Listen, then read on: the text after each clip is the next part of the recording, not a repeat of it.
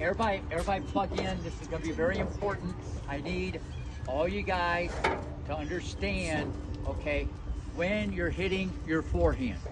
Okay, and I know we got different ages and levels and so on and so forth. But listen, there's not a wrong way or a right way. There's a better way.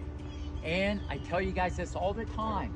This is 2025. This is a different animal than 2020. The game's like 15 miles faster. Movement is a premium. How many of you guys like to run? Because if you don't like to run, there's like a golf academy on the other side of the park. That's what I recommend. If you don't want to run, this is the wrong sport. But I'm not here to talk about that. This is about your forehand. All right? As I said, not a wrong way or a right way, a better way. I'm not saying you cannot hit the ball, okay, the way some of you are hitting it.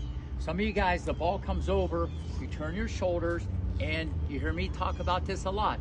You make an arc, a rainbow, a banana, a candy cane, a Ferris wheel, the letter C, an oval, a rainbow, whatever you got going on there. I'm not saying that's wrong, okay? As long as the racket ends up going on this side of your body. But a lot of you take the racket and it goes to the other side of the body.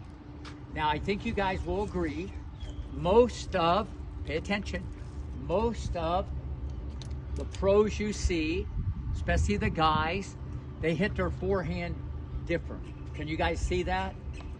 Okay, don't say harder or more spin. That's the effect.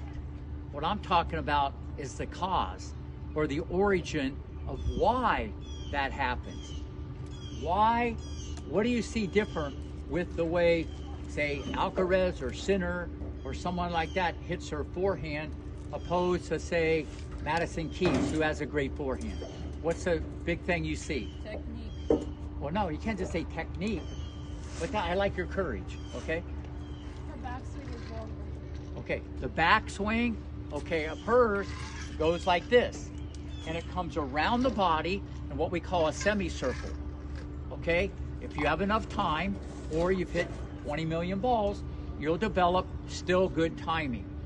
But when the balls come faster, okay, I'm just telling you how this works. When it comes faster and you're coming from a farther area, the elbow comes back in and your contact point will shift. It will shift. Listen, when the ball's slow and the coach is going like that, you can do whatever you want. You take it around your back, between your legs, okay? Or if they hand feed it. This changes dramatically, okay? I'm gonna get into technique in a second. How many of you guys yesterday saw Coco's match with Osaka? Or you saw, anybody see it?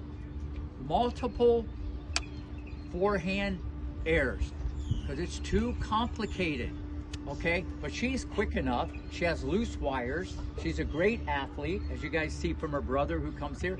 Tremendous athlete. But in the 12 and 14, it was a weapon. You know, all this movement created a lot of arm movement, a lot of top spin, okay? The contact point doesn't shift. But now someone's hitting the ball 60, 70, 80 miles an hour at you 3-4 times in a row. Now things start to get a little interesting. You start missing. And when you start missing, you either slow your racket down or you say, well, I better hit it harder. And now you're out of your comfort zone. So this is what happens. Under pressure, it breaks down. You can camouflage anything. Oh, everything's getting better now. Okay, you got to take an analysis over a long period of time. So here's what we would want you to do, okay? When you hit the forehand, it's never too late to modify or adapt or change, as long as you're in the neighborhood. Number one, whenever you take the racket back, you don't take it back with your arm, unless you're maybe on the dead run. Your shoulders will always take the racket back, okay? You always want to have the elbow away. Already, some of you guys are hearing this. Your elbow's too close when you hit the ball, okay? You're already hearing that. Get it away in the beginning. The racket, in general, should be vertical. I know some people do this, but I don't want to get into that today. The racket should be up. Now, from this position, pretend you have a clock. 12, 1, 2, 3, 4, 5, 6. The racket, elbow back, okay? Shoulder's still here. The racket comes out at 5 o'clock, 5:15, 5:30, or 5:45. When you do this, and it goes to the outside. This is called outside. This is called the inside, okay? When it goes that way, watch. I go here. Let me just show you a Federer. You've heard of him, right? Pretty good, okay? A lot of potential. Here, they go like this. Comes this way. Did this like 15 years ago, tap the dog. A lot of people say, what do you mean tap the dog? No, the racket comes down, the strings are in this position, okay? And then you drive and the racket flips, okay? You're gonna go into this position and you pull the hand. When you pull on the handle, the racket goes the other way. So that's why you see on TV something like this. You see the racket, it looks like they're using their wrist. Doesn't it look like they're using their wrist? They're not using the wrist at all. 3, bang! You guys, 1, 2, 3, bang! See, that was better. You improved. Fitness.